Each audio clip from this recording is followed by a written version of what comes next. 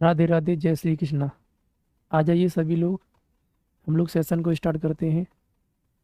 Live class हो गया है, सभी दोस्त जुड़ जाइएगा।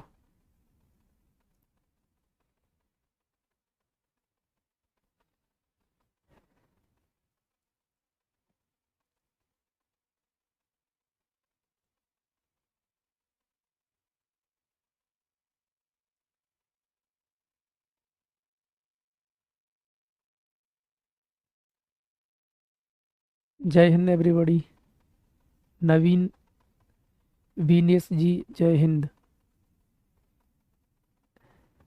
बीकेएस, जय हिंद।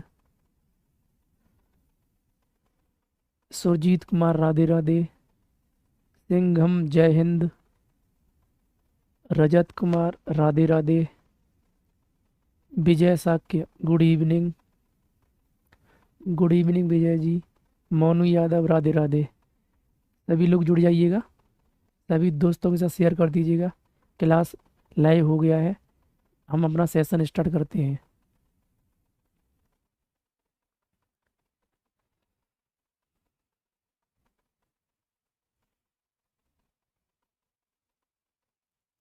देखिएगा दोस्तों, राम राम, शिवम कुशवाहा जी। ठीक है, देखो स्टार्ट करते हैं, सभी लोग जुड़ते रहिएगा। ठीक है, अभी अपने सभी मित्रों के साथ शेयर कर दीजिएगा सेशन को। ठीक है, जिससे अधिक से अधिक लोग जुड़ जाएं। ठीक है, अब क्लास को हम प्रारंभ करते हैं। तो देखिएगा दोस्तों, क्लास प्रारंभ करने से पहले एक कोटेशन लेते हैं, फिर आगे हम चलते हैं। ठीक है, नदी का टॉपिक चल रहा है, तो नदी नदी से जुड़ा हुआ ये कोटेशन है दोस्तों, उसको हम लेते हैं, उसको देखते हैं। ठीक है, तो समझो क्या है, फिर उसके बाद में नदी के संबंध में हम चर्चा करेंगे, कंप्लीट जो भी रह गया है उसके बारे में। तो नदी का कोटेशन देखो ये है, इस तरह से है कि नदी जब पहाड़ों से निकलती है तो वह यह नहीं देखती है कि हमारा रास्ता कितनी दूर है। इसलिए हमें बेगर भटके, यानी बेगर मैप के, हमें क्या है, वो नदी जो होती है वो अपना जो भी गंतव्य स्थान है वो वहाँ पहुँच जाती है। लेकिन उसका जो कारण है वो क्या है, वो निरंतर प्रयास करती है और करते ही रहती है, और एक दिन ऐसा होता है कि वो पहुँच ही जाती है। तो दोस्तों उसी तरह से हमारी ज़िंदगी है कि यदि हम ज़िंदगी अपनी क्या है काट रहे हैं या जी रहे हैं, दोनों स्थितियाँ होती हैं। अगर जी रही हो ज़िंदगी तो हंस करके जीजिए, और इसको क्या करिएगा, अच्छी तरीके से, है ना, गुजारिएगा। क्योंकि हमें जीना तो है ही है ज़िंदगी, आज नहीं तो कल सबको ज़िंदगी जीना ही जीना है। तो वही है, नदी के हिसाब से क्या है, हमें चलते रहना है। क्योंकि रुकना है तो वहीं क्या हो जाएगा, ज़िंदगी ख़त्म हो जाती है। इससे बेटर है क्या, कि ज़िंदगी को हमें निरंतर बनाए रखना है। और निरंतर बनाए रखने के लिए क्या है, हर दिन हमें उठना है, अपना जो भी हमारा प्रयास है उसे बेहतर करना है, और अपने आप को और मजबूत करके जो भी हमारा लक्ष्य है उसे प्राप्त कर लेना है। तो दोस्तों आ जाइएगा, हम लोग सेशन स्टार्ट करते हैं अपना। मैंने कल आपको नदियों के संबंध में कुछ चर्चा कर लिया था, खास करके हमने बात कर लिया था जो उत्तर की जो नदियाँ थी जितनी भी, जो खास करके ऊपर से नदियाँ जो गंगा से मिल रही थी, उनके बारे में हमने चर्चा कर लिया था। जिसमें मैंने आपको यहाँ पर गंगा की संबंध में चर्चा कर लिया था। इसके साथ में जो रामगंगा नदी थी उसके बारे में पढ़ा दिए थे, और इसके साथ में हमने देखा था आपको गोमती नदी, तो गोमती नदी के बारे में पढ़ा दिया था। और साथ ही दोस्तों ये जो सरयू नदी है इसको पढ़ा दिए थे, और इसके साथ में हमने आपको घाघरा जो नदी थी उसको बढ़ा दिए थे। इसके अलावा बात किया जाए तो इसी की सहायक नदी क्या थी, राप्ती नदी थी। तो राप्ती नदी को भी हमने क्या कर दिया था, आप पढ़ा दिया था। इसके साथ साथ दोस्तों अगर देखा जाए तो ये थी गंडक नदी, तो गंडक नदी को भी क्या कर दिया था, पढ़ा दिया था। तो ऊपर की जितनी भी नदियाँ थी उनकी जो विशेषताएं थी उनके संबंध में हमने कंप्लीट चर्चा कर लिया था। ठीक है, मैंने कल प्रश्न भी आपसे दो तीन छोड़े थे यहाँ पर, और कुछ विद्यार्थियों ने उसके आंसर भी दिए थे, और कुछ, है ना, और कुछ विद्यार्थियों ने नहीं दे पाए थे। तो कोई नहीं, आप देखिएगा उसको, समझिएगा और आंसर करिएगा। तो मैंने ये आंसर पूछे थे आपसे, सहायक नदी के संबंध में प्रश्न पूछा था, सही नदी किसकी सहायक नदी है, उसका हिंडन नदी किसकी सहायक नदी है, और सोने के अवसाद जो है वो किस नदी में पाए जाते हैं, इसके बारे में भी हमने क्या किया था, चर्चा किया था दोस्तों। ठीक है, तो ये मैंने पढ़ा दिया था आपको सारी चीज़ें। अब इसके बाद हम लोगों ने बात किए थे किसके बारे में, तो ये नदियों के संबंध में हमने विशेषता देखी थी। इसमें एक जो गंडक नदी है ना, इस गंडक नदी का एक निक नेम है, वो लिख लीजिएगा। निक नेम क्या है, तो सालीग्राम नदी किसे कहते हैं, ये कहीं नोट कर लीजिएगा। सालीग्राम नदी किसे कहा जाता है, तो सालीग्राम नदी किसे कहते हैं दोस्तों, गंडक नदी को ही कहते हैं। सालीग्राम नदी किसे कहते हैं, गंडक को कहते हैं, ध्यान रखिएगा। सालीग्राम नदी किसे कहा जाता है, गंडक को। ठीक, और एक प्रश्न इसमें और कर लीजिएगा, घाघरा नदी थी, राप्ती नदी जो है, राप्ती नदी को हम क्या नाम से जानते हैं? इसमें एक प्रश्न नोट कर लीजिएगा, विशेष में कर लो, बूढ़ी गंडक किसे कहते हैं? ये प्रश्न आया हुआ है, बूढ़ी गंडक किसे कहा जाता है? तो बूढ़ी गंडक किसे कहते हैं दोस्तों? तो वो कहते हैं राप्ती नदी को। किसे कहते हैं? राप्ती नदी को बूढ़ी गंडक के नाम से जानते हैं, ठीक है। और शालिग्राम किसे कह देते हैं? तो शालिग्राम किसे कह देंगे दोस्तों? तो वो कह दिया जाएगा किसको? गंडक नदी को कह दिया जाएगा शालिग्राम, ठीक है। इसे आपको कर लेना है। तो ये कुछ निकनेम है, निकनेम तो बहुत सारे हैं, लेकिन मैं आपको वही कराता हूँ जो पेपर में जो पूछे गए हैं, है ना। जो पीवाई की हम लोग जैसे लगा रहे होते हैं, तो उसमें हमें मिल जाता है कौन सा पूछा गया है, उसके संबंध में वही हम करा देते हैं यहाँ पर। तो दोस्तों हम आगे बढ़ते हैं, तो आगे देखिएगा, है ना। देखो समझो, अब इसके बाद में जो हमें पढ़ना है नदियों के संबंध में, अब देख सकते हो लिंक करके हमने उत्तर जो गंगा की सहायक नदियों के संबंध में शुरुआत में चर्चा किया है। तो गंगा की सहायक नदी आप देख सकते हो, मैंने रामगंगा पढ़ा दी, गोमती पढ़ा दी, घाघरा, गंडक, टोन, सोन, ये रह गई, अभी बाद में पढ़ाने वाला हूँ इसके अलावा। अब हम लोग बात करते हैं यहीं पर, इसमें एक नदी और आप लिख लेना, इसमें गंगा की सहायक नदी में बरौना नदी और क्या है? गंगा की सहायक नदी है बरौना नदी, जो आगे मैं आपको डिटेल में बताऊंगा इसके बारे में। अब आज की जो सेशन है, हमें जो रह गई नदियाँ उन्हें कंप्लीट कर देना है, ठीक है। तो हम लोग पढ़ते हैं, डालिएगा हेडिंग आप, यमुना नदी के बारे में। इसके बारे में पढ़ते हैं, यमुना के बारे में हम स्टडी करते हैं अब, यमुना नदी, ठीक है। तो कर लीजिएगा यमुना। अब यमुना जो नदी है वो दिख रही है मैप में, आप देख लीजिएगा, ये यमुना नदी है, ठीक है। ये क्या है? यमुना नदी। तो यमुना के बारे में क्या करेंगे? अध्ययन करेंगे अपन लोग, यमुना नदी, ठीक। तो देखिए यमुना, आप है न लीजिएगा, यमुना नदी। अब जब भी कोई नदी पढ़ते हैं तो मैंने आपको आधार बताया है कि इसमें हमें तीन चीज़ें आधार में रखनी है। तीन चीज़ें क्या आधार में रखनी है दोस्तों? तो वो आप कर लेना। देखो सबसे पहला आधार क्या रहेगा इसमें, कि जो नदी है उसका उद्गम क्या है ना। नदी का उद्गम, उद्गम क्या है, और नदी का मुहाना क्या रहने वाला है, ठीक है, ये देख लेना है। और इसकी सहायक नदियाँ जो भी है वो देख लेना है। और इसके साथ में दोस्तों जो भी विशेष बिंदु रहता है उसके संबंध में क्या है, चर्चा करेंगे। तो हम लोग पढ़ रहे हैं यमुना नदी को, तो यमुना नदी के बारे में क्या विशेष बिंदु है वो देख ले रहे हैं, ठीक है। देखिए समझो, यमुना नदी का जो उद्गम है वो कहाँ से हुआ है, यमुना नदी का उद्गम कहाँ से हुआ है ना, ये देखना है हमको। तो यमुना नदी का उद्गम हुआ यमुनोत्री ग्लेशियर से, यमुनोत्री ग्लेशियर, ठीक है। तो यमुनोत्री ग्लेशियर से किस नदी का उद्गम हुआ है?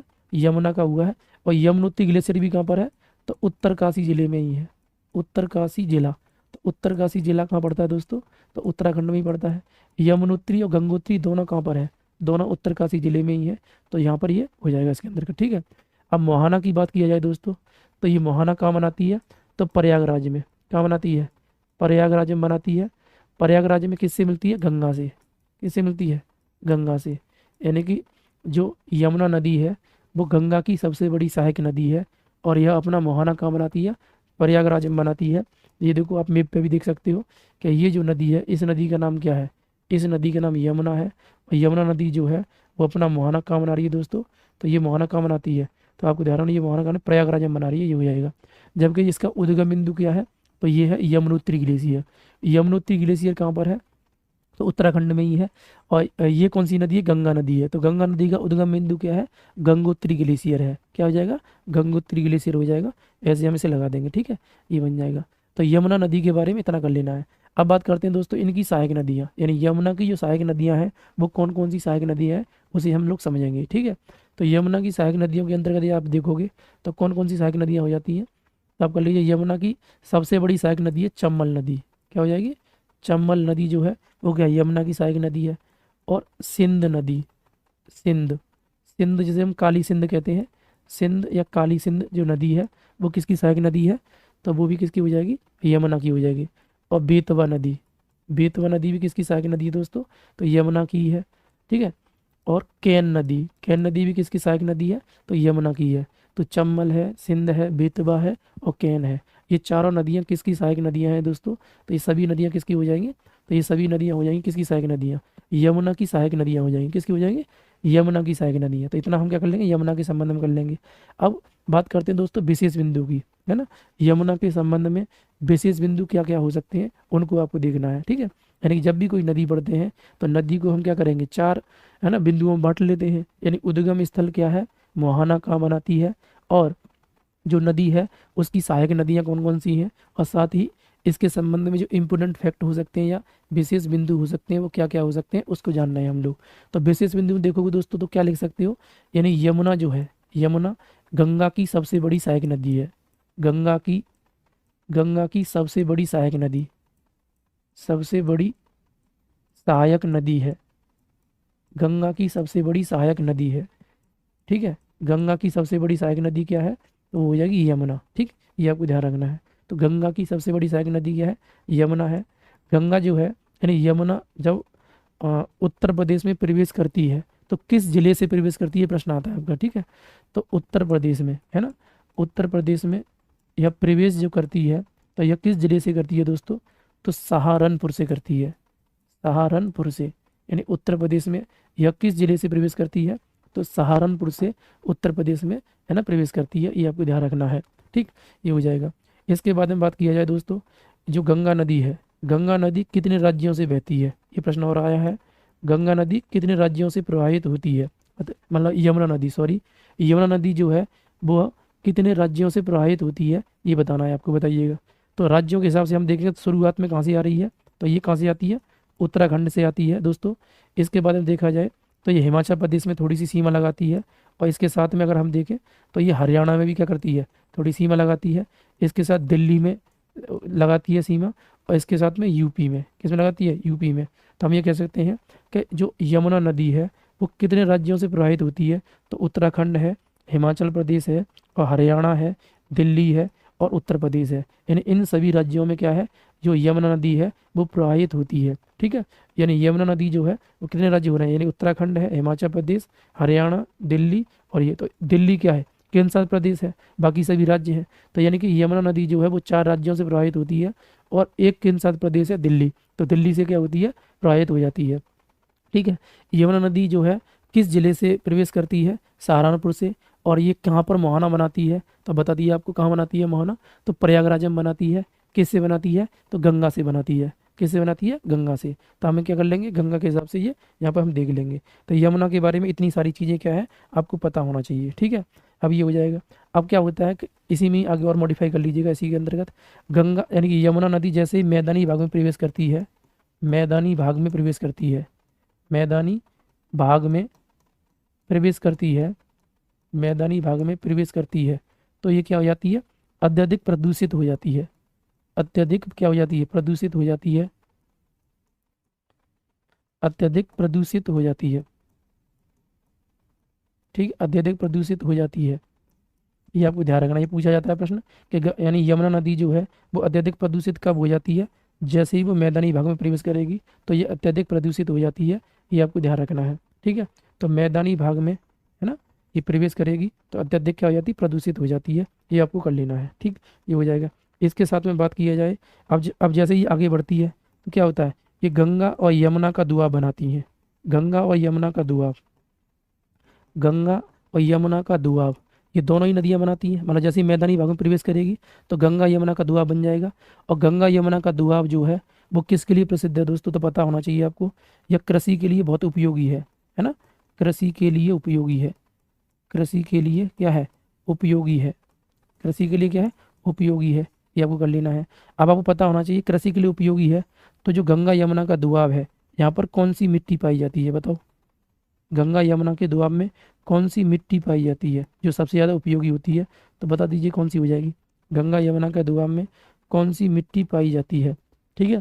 तो गंगा यमुना के दोआब में यदि आप देखोगे तो कौन सी मिट्टी पाई जाती है, जलोढ़ मिट्टी पाई जाती है। कौन सी मिट्टी पाई जाती है दोस्तों, जलोढ़ मिट्टी। और जलोढ़ मिट्टी जो है वो सबसे ज़्यादा क्या है, उपजाऊ मिट्टी है। इसमें दो तरह की मिट्टी होती है, नवीन जलोढ़ और पुरानी जलोढ़। तो हम जलोढ़ मिट्टी सिर्फ नाम ले रहे हैं यहाँ पर।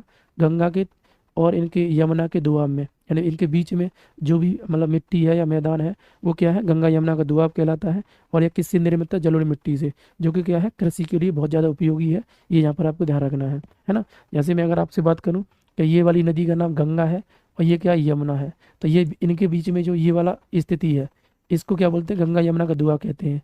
तो गंगा यमुना का दोआब जो है वो क्या हो जाएगा, वो कृषि के लिए बहुत उपयोगी है। हालांकि गंगा यमुना का दुआब जो है केवल इनके बीच में ही नहीं होगा, इनके इधर भी किनारों पर भी हो सकता है। जैसे इधर भी किनारों पर भी क्या है, हो सकता है। जहाँ तक इनकी सहायक नदियाँ होती हैं वो सभी क्या है, इसी के अंतर्गत आया जाता है। ठीक है, तो इतनी सारी चीज़ क्या कर लेंगे, हम इसके अंतर्गत देख लेंगे। तो इतनी सारी चीज़ आपको कर लेना है। ठीक, ये हो जाएगा।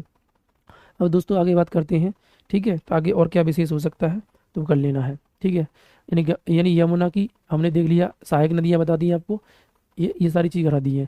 अब एक प्रश्न बता दीजिएगा, जो यमुना है, यमुना की लंबाई कितनी है, ये थोड़ा सा यहाँ नोट कर लीजिएगा।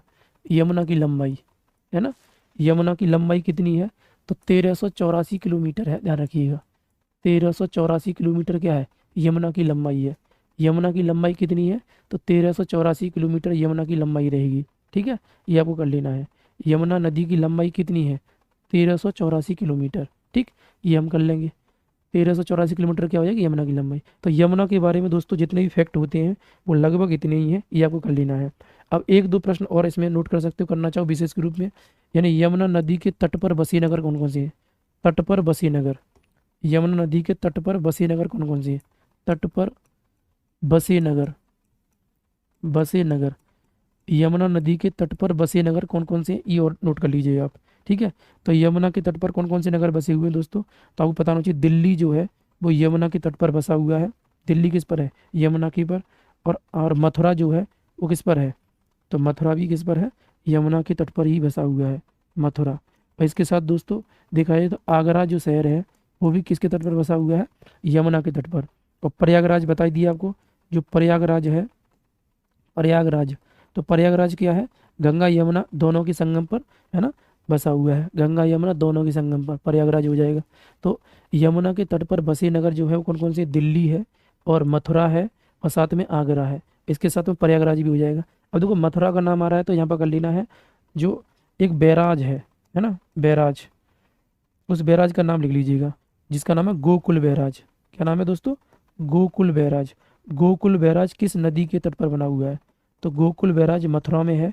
और किस नदी के तट पर है, तो यमुना नदी के तट पर ही बना हुआ है, ये आपको ध्यान रखना है। गोकुल बैराज क्या है, मथुरा में है और यमुना नदी के तट पर ही क्या है, बना हुआ है। तो इतना सारी चीज़ क्या कर लेना है, इसके संबंध में आपको कर लेनी है। तो यमुना के बारे में जो भी फैक्ट हो सकते हैं दोस्तों वो इतने हैं जो आपको नोट कर लेने हैं। पेपर की दृष्टि से जितना भी बन सकता है मैं सारा नोट करवा दिया है। ठीक है, ये कर लेना है। अब हम पढ़ते हैं यमुना की जो सहायक नदियाँ उनके संबंध में चर्चा करेंगे। ठीक है, यमुना की सहायक नदियों में देखो एक नदी में छूट रही है, हिंडन नदी है ना, ऊपर से एक नदी और मिल रही थी ना, हिंडन। तो हिंडन भी किसकी सहायक नदी है दोस्तों, यमुना की ही सहायक नदी है। मैंने शुरुआत में कुछ नदियाँ करा दी हैं, बीच में कुछ रह जाता है कोई दिक्कत नहीं है, लेकिन आप क्या करिएगा, अपना जो फ्लो चार्ट शुरुआत में बना लिए हो उसी को ध्यान में रखकर क्या करना है, सारी नदियों को देख लेना है। तो हिंडन में क्या है, हिंडन भी यमुना की सहायक नदी है। तो इतनी सारी कहानी किसकी हो गई, ये होगी तुम्हारी यमुना नदी की। किसकी होगी, यमुना नदी की होगी। अब इससे आगे हम लोग क्या करते हैं, आगे बढ़ते हैं और समझते हैं चीज़ों को। ठीक है, तो अब नेक्स्ट नदी हम कौन सी ले रहे हैं, चंबल नदी को ले रहे हैं। कौन सी नदी ले रहे हैं दोस्तों, चंबल नदी। तो अब हैंड डालिए चंबल नदी के बारे में। ठीक है, मैप में भी देख सकते हो। अभी तक हमने एक नदी को देखा है और उस नदी का नाम आपको दिख रहा है, ये नदी है कौन सी, यमुना। तो हमने क्या देख लिया, यमुना को देख लिया। किसको देख लिया, यमुना को। यमुना हो गई, यमुना। ये कौन सी हुई, यमुना। तो यमुना की उद्गम क्या है, यमुना का उद्गम यमुनोत्री ग्लेशियर है। और मिलन बिंदु कहाँ पर है, तो ये प्रयागराज में है। ठीक है, ये हो जाता है। अब यमुना जो है निकलती कहाँ से, उत्तराखंड से है। ठीक है, और थोड़ा सा हिमाचल प्रदेश में प्रवाहित होती है, फिर हरियाणा से होकर जाती है। यानी हरियाणा और उत्तर प्रदेश की सीमा कौन सी नदी बनाती है, ये पूछ लेगा आपसे प्रश्न।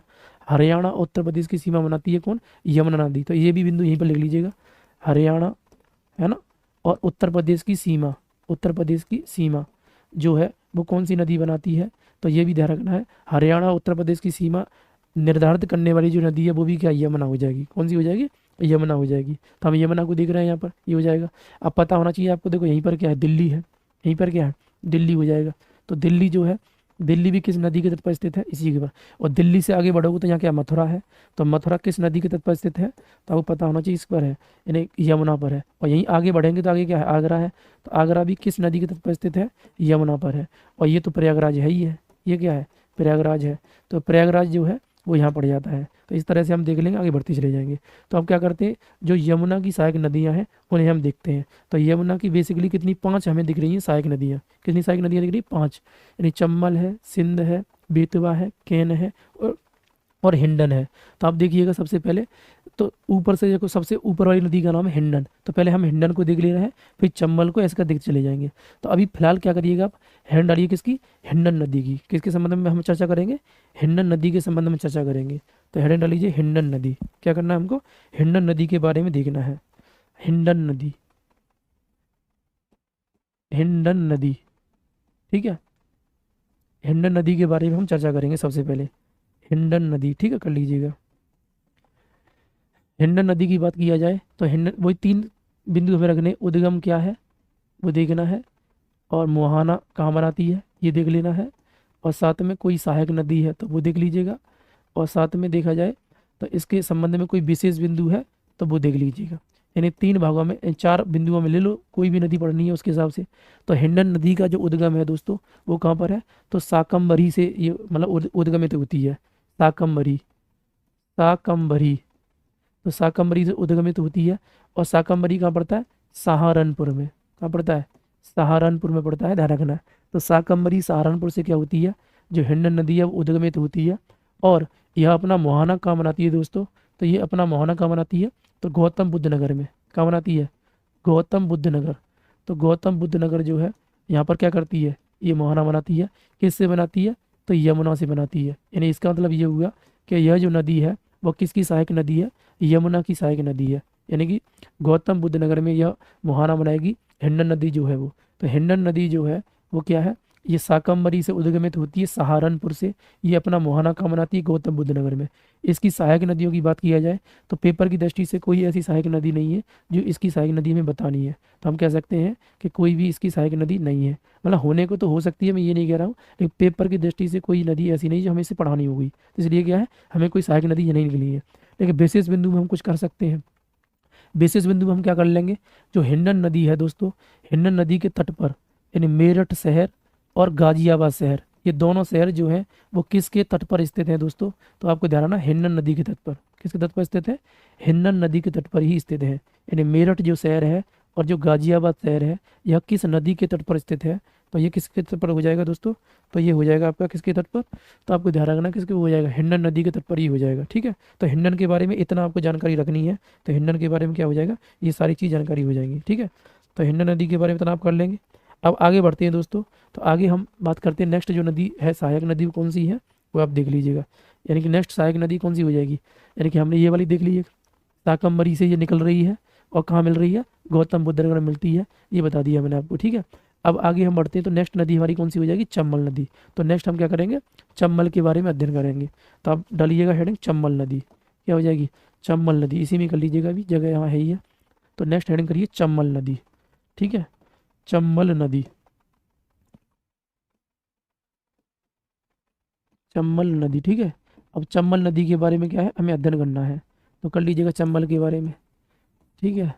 अब नंबर आप अपने हिसाब से करना, जो भी आप अपने हिसाब से लिख रहे हो। हालांकि पहले ही मैं कोडिंग करा चुका हूँ, कोडिंग के हिसाब से करना तो कोडिंग के हिसाब से कर लीजिएगा। तो चंबल नदी में वही तीन बिंदु फिर देखने हैं हमको। क्या सबसे पहली बात, कि सर उद्गम क्या है ना, उद्गम क्या है इस नदी का, और यह नदी मुहाना कहाँ बनाती है ये देखना है।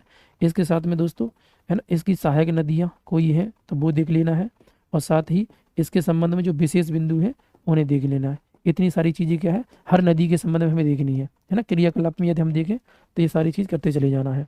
तो हम दोस्तों समझते हैं इस नदी के संबंध में क्या क्या चीज़ें विशेष हो सकती हैं वो समझते हैं। तो देखो, उद्गम की बात किया जाए दोस्तों, तो उद्गम क्या है, जो मतलब चंबल नदी है उसका, तो जनापाव पहाड़ी, क्या है, जनापाव पहाड़ी। तो जनापाव पहाड़ी से क्या है, ये नदी जो है उद्गमित होती है।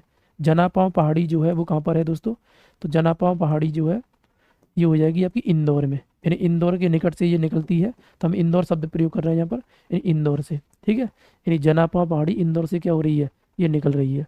तो जनापाव पहाड़ी इंदौर से क्या उद्गमित होती है, ठीक है। ये मुहाना कहाँ बनाती है दोस्तों, तो मुहाना कहाँ बना देती है, तो मुहाना में आपको बता मुरादगंज में, कहाँ बनाती है, मुरादगंज।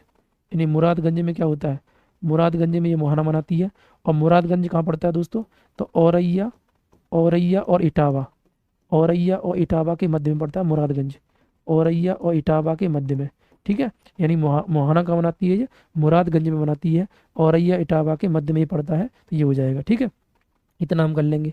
यानी कि चंबल नदी जो है वो जनापा पहाड़ी से निकलती है और मोहाना कहाँ बनाती है, तो मुरादगंज में बनाती है। मुरादगंज एक्चुअल में कहाँ पर है, तो औरैया इटावा के मध्य में स्थित है, हम ये कर लेंगे। इसकी सहायक नदियों की बात किया जाए दोस्तों, तो सहायक नदियाँ थोड़ा ज़्यादा इंपॉर्टेंट है इसकी। जिसमें से सहायक नदी हम देखें तो कौन सी सहायक नदी है, तो क्षिप्रा। क्षिप्रा किसकी सहायक नदी है दोस्तों, तो क्षिप्रा सबसे बड़ी सहायक नदी किसकी है, तो चंबल की सबसे बड़ी सहायक नदी क्या है, क्षिप्रा है। ठीक है, जो मध्य प्रदेश में ही रहती है, तो क्षिप्रा। तो क्षिप्रा के बारे में आपको पता होना चाहिए, ये क्षिप्रा क्या है, चंबल की सबसे बड़ी सहायक नदी है ना। या लिख सकते हो चंबल की सबसे बड़ी सहायक नदी, चंबल की, है ना, सबसे बड़ी सहायक नदी, सबसे बड़ी सहायक नदी, सबसे बड़ी सहायक नदी क्या है, तो ये हो जाएगी कौन सी, तो क्षिप्रा हो जाएगी। जबकि मैंने बोला है यमुना की सबसे बड़ी सहायक नदी क्या है, चंबल है। यमुना की सबसे बड़ी सहायक नदी क्या है, चंबल है, ये आपको कर लेना है। क्षिप्रा के बारे में एक तो बिंदु यहीं पर नोट कर लो। क्षिप्रा के बारे में अब देखोगे तो क्या हो जाएगा, क्षिप्रा नदी के तट पर कौन स्थित है, उज्जैन से। उज्जैन जो शहर है वह किस नदी के तट पर स्थित है, तो ध्यान रखना क्षिप्रा नदी के तट पर ही स्थित है। और उज्जैन में आपको पता होना चाहिए, उज्जैन में क्या है, उज्जैन में जो है ना महाकुंभ लगता है। क्या लगता है, महाकुंभ। महाकुंभ जो है वो कहाँ लगता है, उज्जैन में लगता है। यानी प्रति 12 वर्ष बाद क्या होता है, ये होता है महाकुंभ। ठीक है, तो महाकुंभ क्या है, उज्जैन में लगता है। यानी कुंभ टोटल भारत में कितने लगते हैं, 4 लगते हैं। कहाँ कहाँ पर लगते हैं आपको पता होना चाहिए नदियों के हिसाब से। तो यहीं पर आप कर लेना, कुंभ कितने लगते, महाकुंभ कितनी जगह लगते हैं, महाकुंभ। ठीक है, पेपर में ये पूछा जाता है तो थोड़ा यहाँ देख लीजिएगा। महाकुंभ, महाकुंभ जो है वो कितनी जगह लगते हैं, 4 जगह लगते हैं। ठीक है, चारों आप कर लीजिएगा यहाँ पर एक साथ में, पेपर में ये इंपॉर्टेंट हो सकता है। ठीक है, देखिएगा। तो सबसे पहला हम बात करें कहीं से स्टार्ट करो, जैसे नासिक में एक महाकुंभ लगता है। नासिक, नासिक किस नदी के तट पर है, ये पेपर में पूछा गया था हमारे पुलिस वाले में ही, ध्यान रखना है। और एक हम कह सकते हैं उज्जैन में लगता है, उज्जैन बता दिया मैंने आपको। इसके साथ में प्रयागराज में लगता है, प्रयागराज। ठीक है, और इसके अलावा दोस्तों कहाँ लगता है, तो हरिद्वार में। कहाँ लगता है, हरिद्वार में। अब इनको तुम्हें क्या करना, नदियों के हिसाब से आपको ध्यान रखना है। नासिक किस नदी के तट पर स्थित है, तो दोस्तों ध्यान रखना, नासिक किस नदी के तट पर स्थित है, गोदावरी नदी के तट पर। तो गोदावरी नदी के तट पर कौन स्थित है दोस्तों, तो नासिक स्थित है। जबकि उज्जैन की मैं बात कर रहा था, उज्जैन की हम चर्चा कर रहे हैं यहाँ पर। तो क्षिप्रा के तट पर कौन स्थित है दोस्तों, तो उज्जैन स्थित है। यानी क्षिप्रा नदी के तट पर कौन स्थित हो जाएगा, उज्जैन हो जाएगा। और प्रयागराज किसके तट पर स्थित है, तो गंगा यमुना के संगम पर। तो गंगा यमुना के संगम पर कौन सा शहर स्थित है, प्रयागराज। तो यहाँ पर भी क्या होता है, महाकुंभ मेला लगता है, ये आपको ध्यान रखना है। और हरिद्वार आपको पता होना चाहिए, हरिद्वार किसके तट पर स्थित है, गंगा के तट पर। यानी गंगा का नाम गंगा पड़ता है देवप्रयाग के बाद में, और सीधे सबसे पहला जो हमें शहर मिलता है वो कौन सा मिलता है, हरिद्वार। और हरिद्वार के बाद में क्या है, गंगा जो है पहली बार मैदानी भाग में प्रवेश करती है, जो हम लोग पहले की क्लास में क्या बता चुके हैं आपको। आपका महाकुंभ के संबंध में चर्चा किया है। महाकुंभ क्या है, प्रति 12 वर्ष में लगता है ना। प्रति 12 वर्ष में क्या है, महाकुंभ लगता है, ध्यान रखना है, प्रति 12 वर्ष में। ठीक, ध्यान रखिएगा। हालांकि कुंभ है तो कुंभ 6 वर्ष में लग रहा है ना, कुंभ भी क्या है, 6 वर्ष में लग जाता है, ये आपको ध्यान रखना। तो ये चीज़ें यहाँ पर बन जाएंगी, तो इसके संबंध में कर लिया है। अब बात करते हैं, क्या सर चंबल के संबंध में कोई विशेष बिंदु भी है, तो चंबल के संबंध में देखो विशेष बिंदु आप कर लीजिएगा। चंबल के संबंध में क्या विशेष बिंदु हो सकते हैं वो देखो, चंबल नदी के संबंध में क्या विशेष बिंदु है। ठीक है, तो सबसे पहले आप कर लीजिएगा, चंबल नदी के संबंध में विशेष बिंदु क्या है, यानी कि ये अवनालिका अपर्दन बनाती है। क्या बनाती है, अवनालिका अपर्दन, अवनालिका, अवनालिका अपर्दन, अवनालिका अपर्दन, अवनालिका अपर्दन, या बीहड़ भूमि, या बीहड़ भूमि, ये पूछा जाता है, प्रश्न पूछा भी गया है। बीहड़ भूमि जो है वह कौन नदी बनाती है। अवनालिका अपर्दन का मतलब ये होता है कि यह जब नदी बहती है तो इसका विसर्पण जो होता है बहुत गहराई में होता है ऐसे। ये क्या है, अवनालिका अपर्दन है। क्या हो जाता है, अवनालिका अपर्दन। जैसे ये घूम रही है ऐसे इस तरह से जा रही है, तो ये क्या है, अवनालिका अपर्दन। घुमावदार इतना ज़्यादा होता है कि कभी इस तरफ, तो हमने देखो चंबल की घाटी डाकुओं के लिए प्रसिद्ध रहती है, तो वही कुछ यहाँ पर बताना चाह रहा है। तो अवनालिका अपर्दन इसे ही बोलते हैं। ठीक है, अब क्योंकि ये चारों जितना भी मालवा का पठार है वहाँ पर, तो वो मालवा का पठार जो है वो किसके लिए प्रसिद्ध है, अवनालिका अपर्दन के लिए या बीहड़ भूमि के लिए प्रसिद्ध है। तुमने अभी वर्तमान में एक मूवी आई हुई है 12th फेल, और 12th फेल जो है वो एक आईपीएस हैं मनोज कुमार शर्मा, उनके ऊपर बनी हुई है। तो उनका जीवन जो है वो कहाँ से जुड़ा हुआ है, वो यहीं से अवनालिका अपर्दन से। क्योंकि यहाँ पर जो रास्ते जो होते हैं वो कंप्लीट नहीं होते हैं, यहाँ पर क्या है, रास्ते जो है वो गड़बड़ हो जाते हैं इस तरह में। तो अवनालिका अपर्दन या बीहड़ भूमि जो होती है वो क्या होती है ना, कहीं पर जैसे कहीं पर तो क्या मैदान आ गया, फिर एकदम में गड्ढा सा आ गया, फिर मैदान आ गया, फिर गड्ढा सा आ गया। इस तरह की जो भूमि होती है, और यह भूमि जो है किसने बना दिया है, इस तरह का मैदान किसने बना दिया है, तो वो नदी का नाम क्या है, चंबल नदी है। तो इसी चंबल नदी ने क्या है, अवनालिका अपर्दन बना दिया। अपर्दन मतलब काट देना, अवनालिका मतलब घुमावदार जो स्थिति होती है वो बना दिया है, तो उसी को बोल देते हैं अवनालिका। तो अवनालिका अपर्दन या बीहड़ भूमि के लिए कौन सी नदी प्रसिद्ध है, तो आपको ध्यान रखना है कौन सी नदी हो जाएगी दोस्तों, तो उस नदी का नाम क्या है, तो उस नदी का नाम है चंबल नदी। कौन सी नदी है, चंबल नदी। दूसरा आप एक बिंदु और लिख सकते हो यहाँ पर, क्या लिख सकते हो, यानी कि यमुना की सबसे बड़ी सहायक नदी, यमुना की सबसे बड़ी सहायक नदी कौन सी है, तो वो चंबल नदी है। सबसे बड़ी सहायक नदी, तो यमुना की सबसे बड़ी सहायक नदी जो है दोस्तों, वो कौन सी हो जाएगी, सहायक नदी, तो वो कौन सी हो जाएगी, तो वो आपकी हो जाएगी कौन सी, तो वो चंबल नदी हो जाएगी। कौन सी हो जाएगी, चंबल नदी। अब देखो चंबल नदी जैसे ही आगे बढ़ती है दोस्तों, तो जैसे ही आगे बढ़ेगी तो आपको ध्यान रखना है, इस पर 3 बांध परियोजनाएं हैं, है ना, 3 क्या है, बांध परियोजना है। वो 3 बांध कौन कौन सी है वो आप देख लीजिएगा, मैप में मैं आपको दिखा दे रहा हूँ, समझो पहले, जहाँ मैप होगा उसमें देख ले रहे हैं, ठीक है। 3 बांध परियोजनाएं हैं, वो 3 बांध परियोजना कौन कौन सी है उसे हम देखते हैं।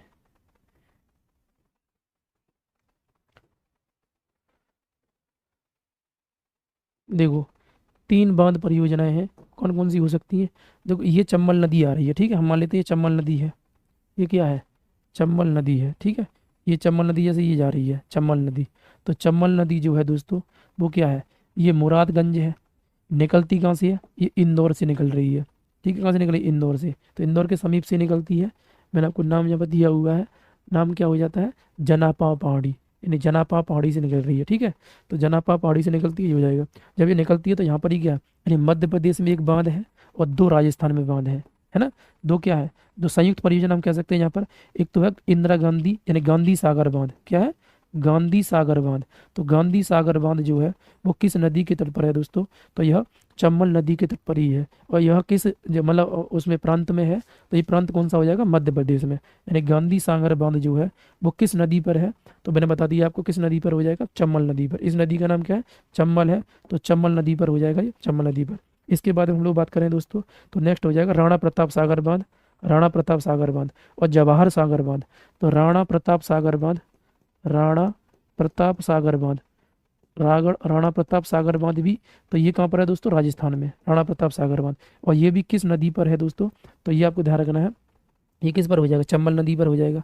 और जवाहर सागर बांध, जवाहर सागर, तो जवाहर सागर बांध भी किस नदी पर है दोस्तों, तो ये भी किस पर हो जाएगा, तो ये भी राजस्थान में ही है। और किस नदी पर है, चंबल नदी पर। तो ये तीनों जो परियोजनाएं हैं या तीनों जो बांध हैं, या बांध भी किस नदी पर है, तो चंबल नदी पर है।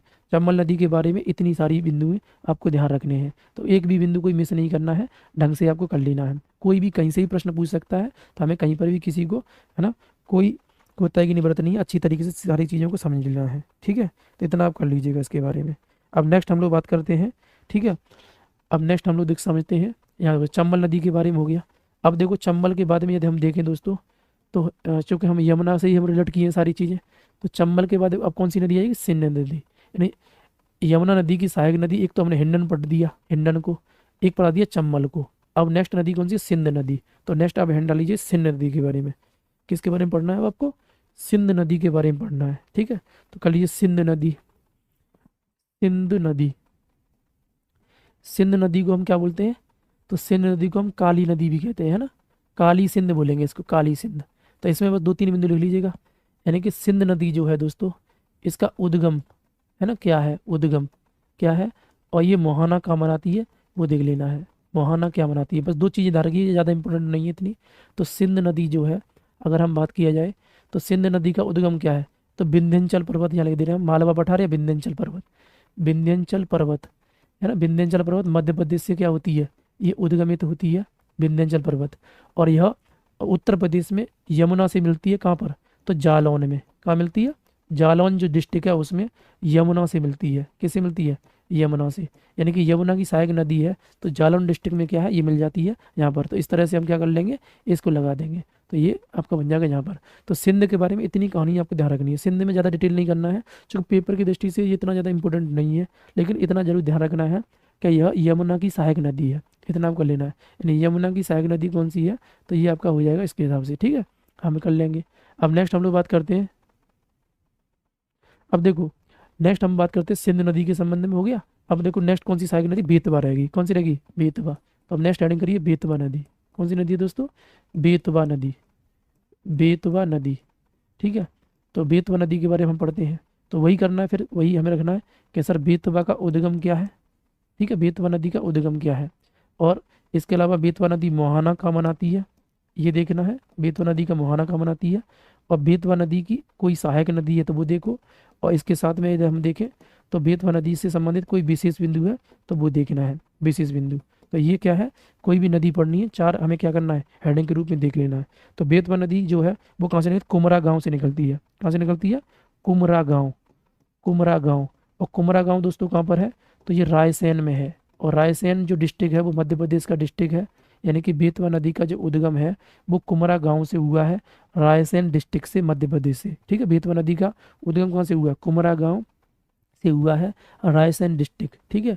कुमरा गांव रायसेन डिस्ट्रिक्ट से क्या है, इसका उद्गम हुआ है, हम इसे कर लेंगे, ठीक है, रायसेन से। और यह अपना जो मुहाना बनाती है वो कहाँ बनाती है, तो हमीरपुर में बनाती है। कहाँ बनाती है, हमीरपुर में, हमीरपुर के निकट है ना, हमीरपुर में क्या दे रहा है, तो हमीरपुर में किससे बनाती है, तो यमुना से बनाती है। किससे बनाती है, यमुना से, क्योंकि ये यमुना की सहायक नदी है। किसकी सहायक नदी है, यमुना की सहायक नदी है। तो इतनी सारी कहानी क्या हो जाएगी, इसकी हो जाएगी। इसके साथ में बात की जाए दोस्तों, तो इसकी सहायक नदी पेपर की दृष्टि से कुछ नहीं है, इसलिए सहायक नदी के संबंध में कोई नहीं करना है, ठीक है, इतना हो जाएगा।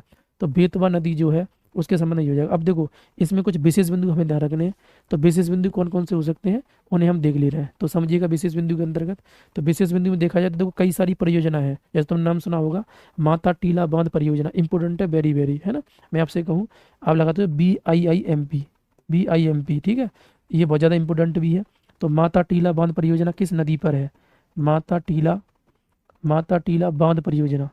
तो माता टीला बांध परियोजना जो है, माता टीला बांध परियोजना, है ना, माता टीला बांध परियोजना उत्तर प्रदेश और मध्य प्रदेश की संयुक्त परियोजना है। और यह किस नदी पर है, तो बेतवा नदी पर है। किस नदी पर है, बेतवा नदी पर है। और किस जिले में है, तो ललितपुर जिले में है। किस जिले में है, ललितपुर जिले में है, ये आपको ध्यान रखना है, ललितपुर जिला। और ललितपुर को आप जानते ही होंगे, ललितपुर जिला वह जिला है जो उत्तर यानी मध्य प्रदेश से तीन ओर से घिरा हुआ है, और उत्तर प्रदेश का एकमात्र जिला जो सबसे कम जिलों से सीमा लगाता है, उस जिले का नाम भी क्या हो जाएगा, तो ललितपुर हो जाएगा। तो माता टीला बांध परियोजना जो है दोस्तों वो किस नदी पर है, तो वो बेतवा नदी पर है। किस नदी पर हो जाएगी, बेतवा पर। तो अभी मैंने आपको ये तो सिंध बताई थी, अब ये नदी कौन सी है, बेतवा है। तो बेतवा नदी का जो उद्गम है वो कहाँ से हो रहा है, मध्य प्रदेश से हो रहा है। और ये मिल कहाँ रही है, तो ये मिल रही है हमीरपुर में, तो ये हो गया। अब यहीं पर ललितपुर जिला पड़ता है, तो ललितपुर जिला जो है यहाँ पर कौन सी मतलब बांध परियोजना है, तो वो कौन सी हो जाएगी, माता टीला बांध परियोजना। कौन सी परियोजना है, माता टीला बांध परियोजना हो जाएगी, जो परीक्षा की दृष्टि से वेरी वेरी इंपॉर्टेंट है, ध्यान रखिएगा। माता टीला बांध परियोजना, इसका मतलब पारीछा बांध, क्या है, पारीछा बांध। तो पारीछा बांध जो है वो भी किस नदी पर है दोस्तों, तो ये भी बेतवा नदी पर है। किस नदी पर है, बेतवा नदी पर।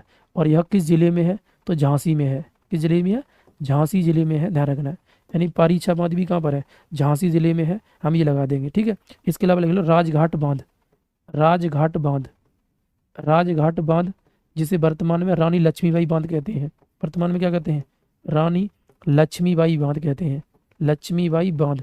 तो रानी लक्ष्मीबाई बांध जो है, यह जो है ये भी कहाँ पर है, तो ये भी आप बता राजघाट बांध जो है यह बेतवा नदी पर है, बेतवा नदी पर।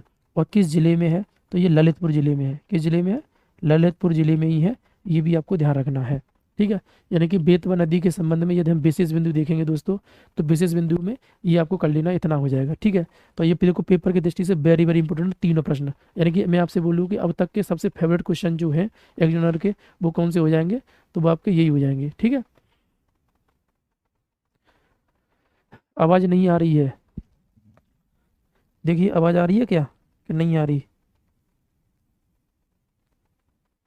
क्या दोस्तों आवाज़ आ रही है, हमारे पास तो आ रही है आवाज़। सुमित कुमार जी कह रहे हैं आवाज़ नहीं आ रही है। एक बार कमेंट करो सभी विद्यार्थी, आवाज़ आ रही है क्या।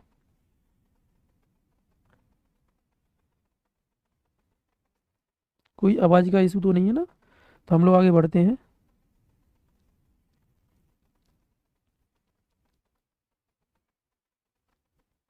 देखो हम लोग बात करते हैं आगे।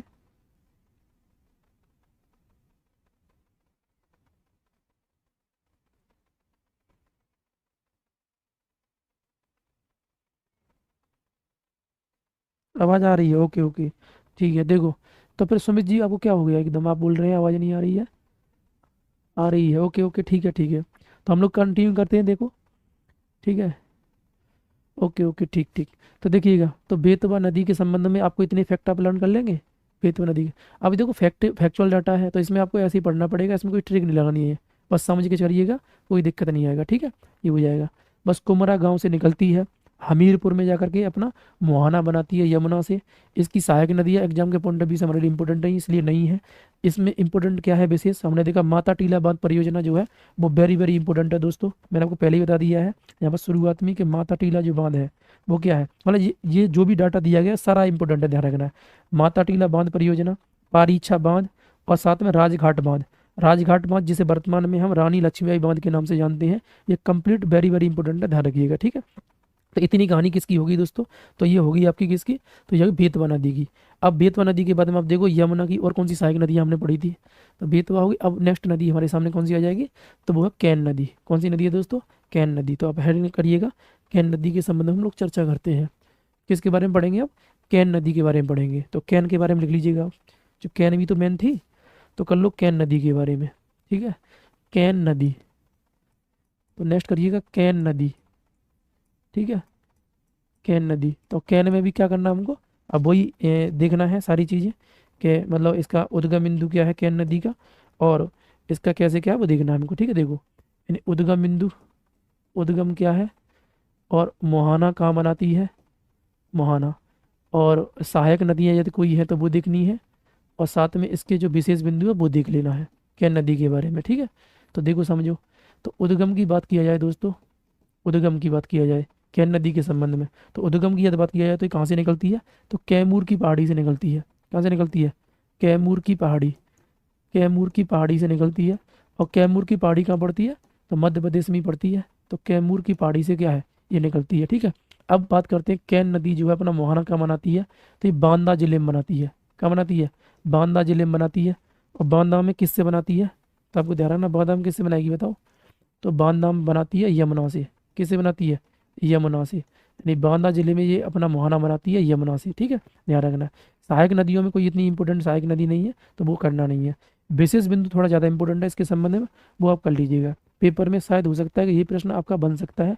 अभी हाल ही में उत्तर प्रदेश सरकार के द्वारा भी क्या है, इसे एक जिला एक उत्पाद योजना के द्वारा इसे जोड़ा गया है, ठीक है। तो हम इसे समझ लेते हैं, समझो यहाँ पर जो एक एग्जाम्पल लो, सच, सजर, है ना, सचर एक पत्थर है, सचर पत्थर, सचर पत्थर। सचर पत्थर को क्या किया गया है, ये सचर पत्थर जो है वो किस नदी में मिलता है, तो ये कैन नदी में मिलता है। किस नदी में मिलता है, कैन नदी में। और इस सचर पत्थर को क्या किया गया है, उत्तर प्रदेश सरकार के द्वारा, उत्तर प्रदेश सरकार के द्वारा, उत्तर प्रदेश सरकार के द्वारा क्या किया गया है, इसे एक जिला एक उत्पाद योजना में शामिल किया गया है, वन डिस्ट्रिक्ट वन प्रोडक्ट में शामिल किया गया है।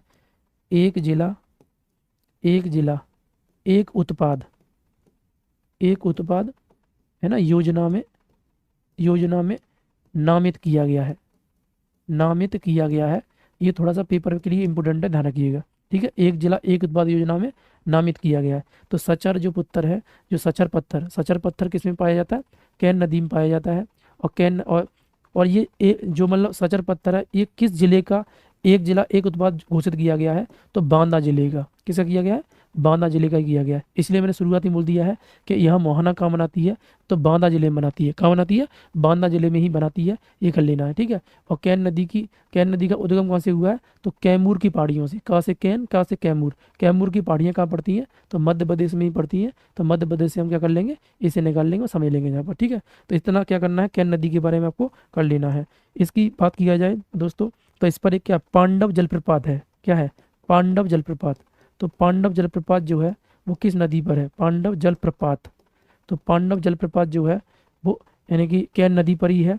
और ये किस जिले में है, तो पन्ना में है। कहाँ पर है, पन्ना। और पन्ना जिला जो है वो कहाँ पर है, तो मध्य प्रदेश का जिला है पन्ना।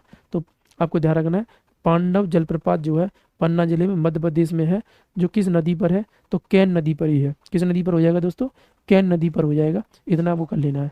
तो अभी तक दोस्तों हमने क्या किया है, यमुना की सहायक नदियों को देख लिया है। किस सहायक नदियाँ देख ली, यमुना की सहायक नदियाँ, ठीक है। अब कुछ आपको पता होना चाहिए कि गंगा की जब सहायक नदियाँ हम लोग पढ़ रहे थे, तो कुछ गंगा की सहायक नदियाँ भी हमारे सामने रह गई हैं।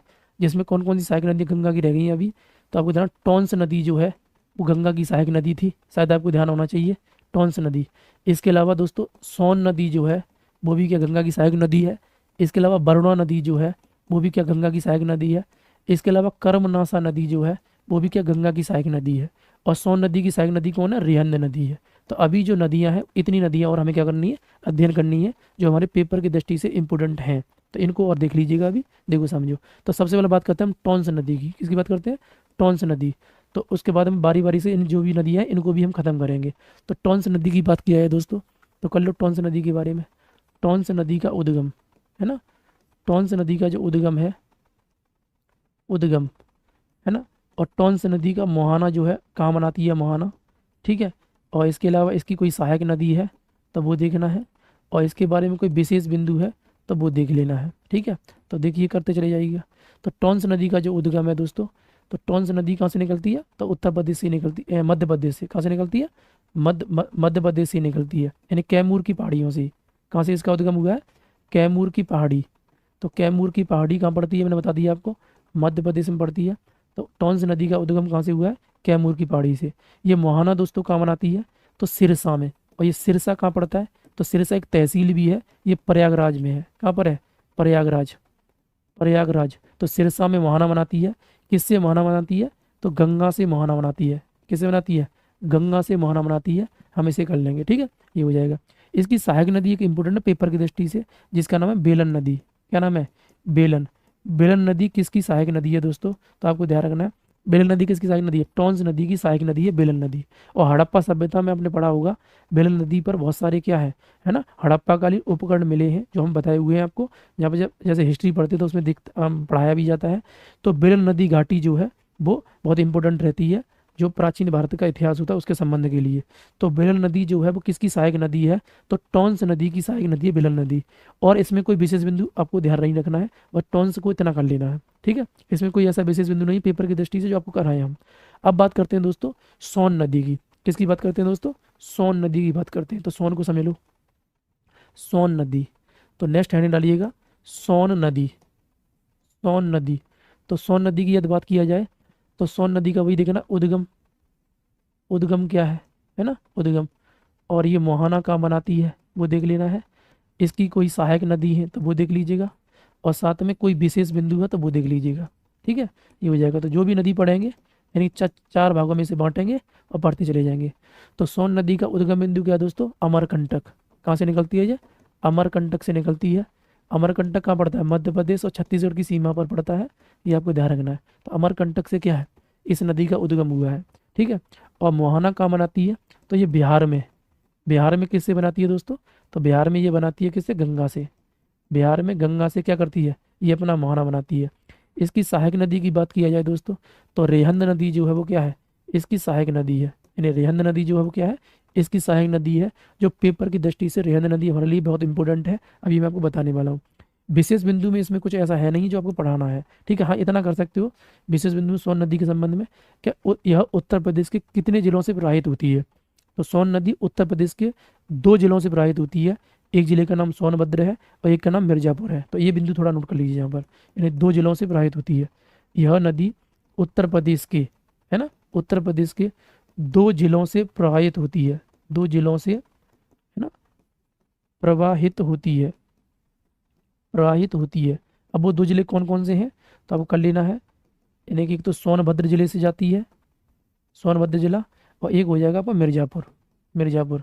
इन दोनों को सीमा बनाते हुए आगे निकल जाएगी। उसके बाद में किससे मिल जाती है, गंगा से मिल जाएगी बिहार में जाकर के, ठीक है। गंगा से मिल जाएगी किससे, बिहार में जाकर के, ठीक है, ये हो जाएगा। तो ये सोन के बारे में हो गया। अब क्योंकि देखो सोन नदी की सहायक नदी यहाँ आ गई, तो हमें रेहंद के बारे में थोड़ा सा क्या है, ये थोड़ा चीज़ें देखनी है। अब क्या है, रेहंद नदी के बारे में।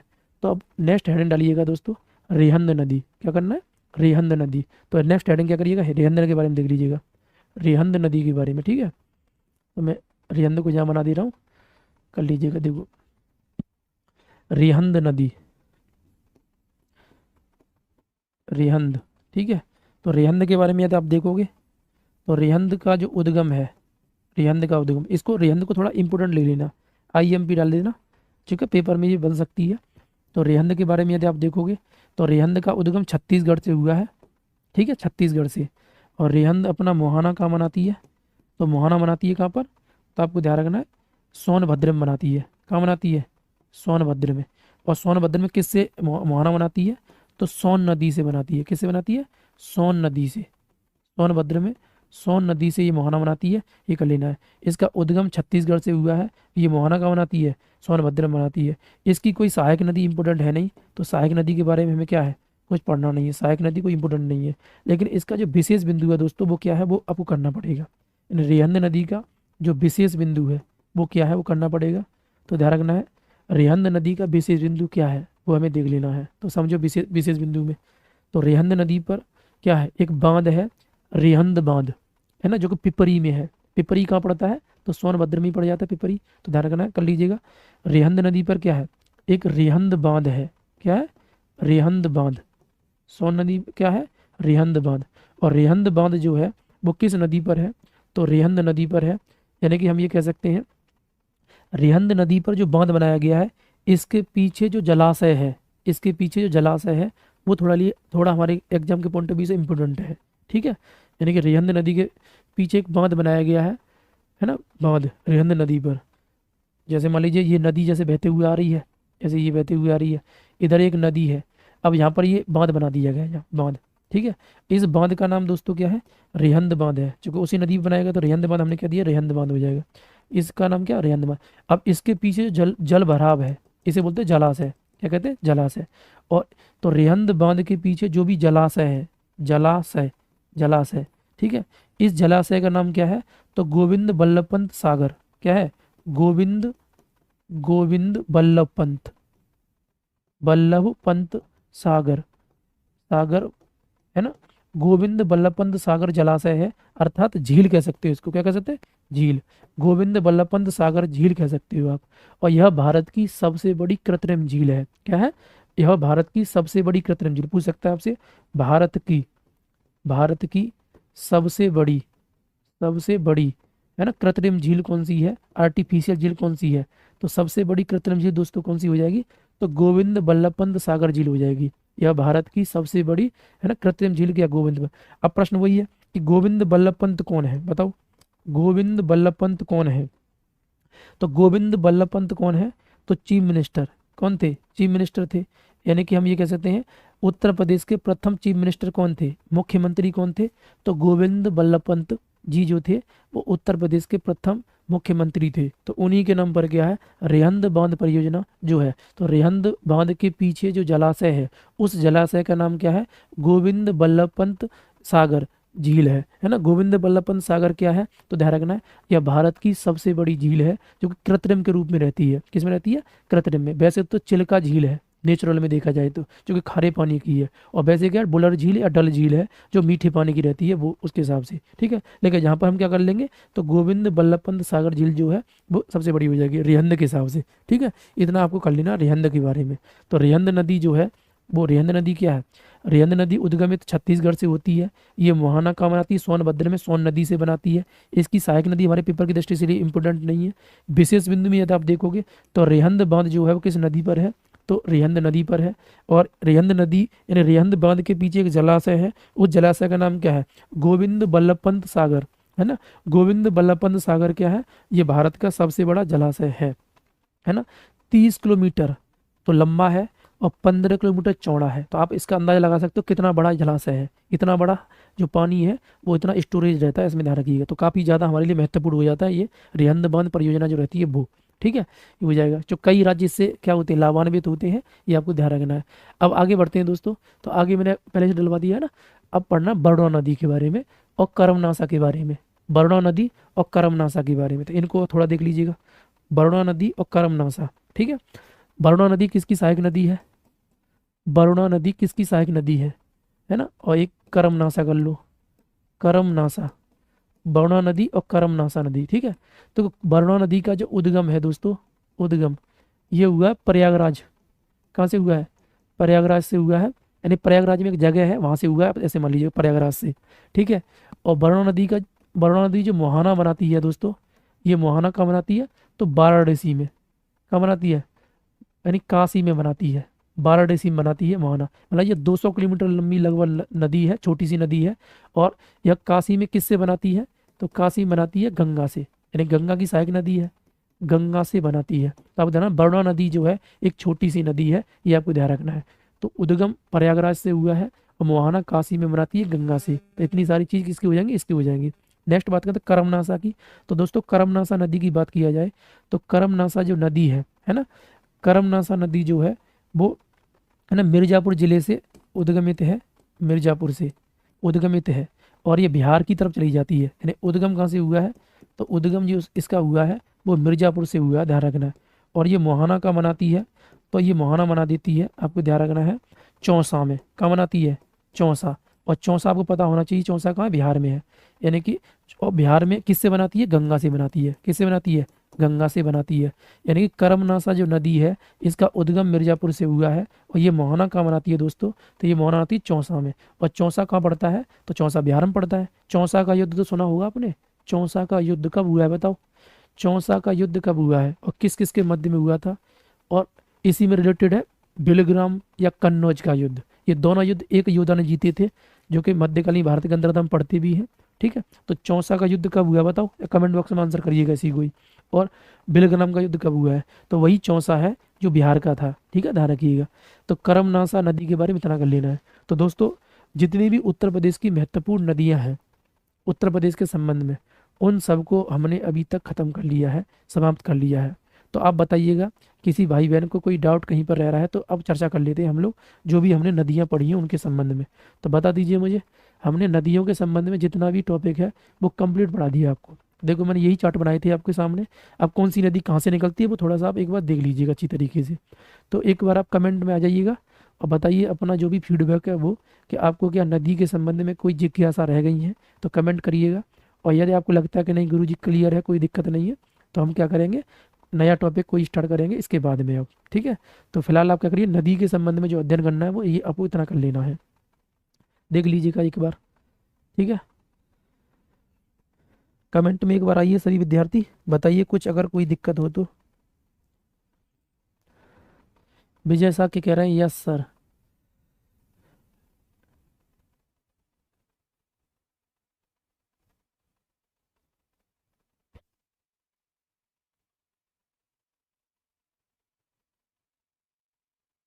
किसी को कोई डाउट नदी के संबंध में बताइएगा।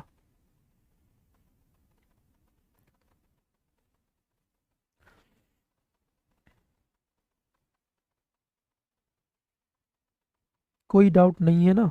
तो हम लोग देखो आगे बढ़ते हैं, आगे करते हैं, देखिएगा। सब क्लियर है, समझ में आ गया है अच्छे से, अंजलि शर्मा जी कह रही हैं। बहुत बढ़िया। ठीक है, वैसे पेपर की दृष्टि से आपको पढ़ना है, क्या नहीं पढ़ना है, क्या पढ़ना है, ये भी हमें ध्यान रखना होता है, थोड़ा सा ध्यान रखिएगा। तो पेपर में जो पूछे जा सकते हैं प्रश्न संभावित, वो आपके ये हैं जो मैंने आपको चर्चा किया है आपके सामने। ठीक है, तो एक बार आप सभी विद्यार्थी देख लीजिएगा अच्छी तरीके से, है ना? तो ये हो जाएगा। रजनी कुमारी कह रही है यस सर क्लियर है। बीकेश कुमार भी कह रहे हैं सब कुछ क्लियर है। ठीक है दोस्तों, और आप इसके संबंध में क्या है, आपको ध्यान रखना है, जो भी मतलब पढ़ाया गया उसका अच्छे से नोट्स बनाइएगा और मॉडिफाई करो इसको अधिक से अधिक तक, चीज़ें सारी आपकी क्लियर हो जाएंगी। ठीक है, आराम से पेपर में जाइएगा और लगाइए, आराम से लगा पा रहे होगे, आपको एक कॉन्फिडेंस बिल्ड हो रहा होगा, है ना? आपको कोई दिक्कत नहीं आएगी। ओके, शिवानी यादव, अच्छा चौसा का युद्ध के बारे में बता रही हैं आप, है ना? चौसा का युद्ध कब हुआ है? 26 जून 1539 को। ठीक है शिवानी यादव, आपका आंसर सही है। और बेलग्राम का युद्ध कब हुआ था? 1540 में ही हुआ है। ठीक है, शेरशाह सूरी और हुमायूं के मध्य में। तो शेरशाह सूरी ने क्या कर दिया था, है ना, बुरी तरह से मारा था हुमायूं को। ठीक है, अगला टॉपिक क्या होगा? अगला टॉपिक हम लोग देखते हैं, झीलें पढ़ाएंगे अगला टॉपिक, है ना? कल हम पढ़ेंगे उत्तर प्रदेश की प्रमुख झीलें, उत्तर प्रदेश के प्रमुख जलप्रपात, इनको देख लेंगे। एक साथ में कई सारे टॉपिक हम रखेंगे। नदियों में थोड़ा मैंने समय अधिक ले लिया है, लेकिन अब टॉपिक किस कोई भी टॉपिक लेके आएंगे तो हो सकता है एक से अधिक टॉपिक आपको मिलेंगे एक ही वीडियो के अंतर्गत। ठीक है, क्योंकि अब इतना समय हम नहीं लेंगे, क्योंकि नदियों में थोड़ा सा क्या जरूरी भी होता है समय लेना, क्योंकि नदियों से जुड़ा हुआ पूरा जीके होता है, जिसे हमें समझने में आसानी हो जाती है। इसलिए थोड़ा नदियों पर थोड़ा ज़्यादा ध्यान दिया गया है। ठीक है। तो हमने नदियों लगभग 3 दिन में ख़त्म कर पाई हैं, तो उसका रीज़न वो यही है कि चीज़ें ये कर लेनी है। ठीक है। तो दोस्तों, आज के लिए आज का जो सेशन है वो इतना ही रहने देते हैं। लेकिन अब मैं आपसे प्रश्न पूछ रहा हूँ, वो आपको ऑफलाइन कमेंट बॉक्स करने हैं। ऑफलाइन में जैसे ऑफलाइन क्लास हो जाए उसके बाद में आपको वीडियो में आना है और बताना है। ये 3-4 प्रश्न है, आपको बताइएगा। ठीक है। तो कौन कौन से 3-4 प्रश्न हैं बता दीजिएगा। तो लिखो सबसे पहले, जैविक जैविक आपदा किस नदी को घोषित किया गया है? जैविक आपदा किस नदी को घोषित किया गया है, ये बता देना है आपको। इसके अलावा दोस्तों बात किया जाए तो आपको बताना है वरुणा, वरुणा और एक नदी आप ले लेना है चौकिया। वरुणा और चौकिया किसकी सहायक नदी है? एक आंसर आपको ये करना है, वरुणा और चौकिया किसकी सहायक नदी है? दिल्ली किस नदी के तट पर स्थित है? दिल्ली शहर किस नदी के तट पर स्थित है, ये भी आपको बता देना है। ठीक है, दिल्ली शहर किस नदी के तट पर स्थित है, ठीक, ये कर देना है। ये बताइएगा, यमुना की सबसे बड़ी सहायक नदी क्या है? यमुना की सबसे बड़ी सहायक नदी, सबसे बड़ी सहायक नदी क्या है, ये भी आपको बताना है। तो ये 4 प्रश्नों के साथ मैं आपको छोड़ जा रहा हूँ। ठीक है। और अपना ये जो आंसर है वो आपको बताने हैं ऑफलाइन कमेंट में। ठीक है, तो सारी चीज़ कर लीजिएगा। आई होप ये सारी चीज़ आपको क्लियर हो गई होगी। कुछ भी डाउट रहता है तो आप कमेंट बॉक्स में रखिएगा, सारी चीज़ आपको क्लियर कर देंगे। ठीक है, तो आज के लिए इतना ही रहने देते हैं। जय हिंद, राधे राधे, जय श्री कृष्णा।